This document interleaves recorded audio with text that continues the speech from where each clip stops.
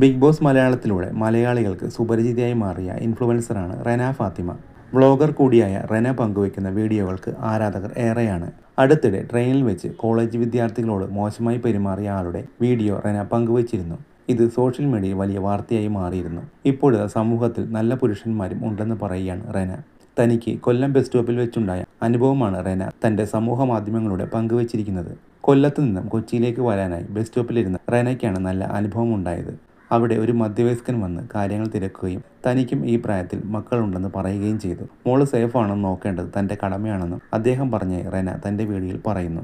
റെനയുടെ വാക്കുകളിലേക്ക്: സമയം രാത്രി 10 മണിയായി. ഞാൻ കൊല്ലത്ത് ബസ് സ്റ്റോപ്പിൽ ഇരിക്കുകയായിരുന്നു. ഒറ്റയ്ക്കായിരുന്നു. ഒരു പരിപാടിയിൽ പങ്കെടുക്കാൻ പോയതാണ്.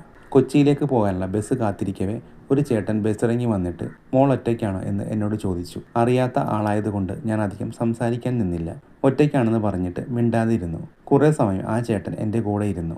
ഞാൻ വിചാരിച്ചു ആരെയെങ്കിലും കാത്തിരിക്കുകയായിരിക്കുമെന്ന്. 10 മിനിറ്റ് മൂപ്പര് എൻ്റെ അടുത്തിരുന്നിട്ട് പറഞ്ഞു, എന്നാൽ ഞാൻ പോകട്ടെ മോളെ, ആരെങ്കിലുമൊക്കെ വരും കൂടെ. അവിടെ പിക്ക് ചെയ്യാൻ ആരെങ്കിലും ഉണ്ടാവുമെന്ന്.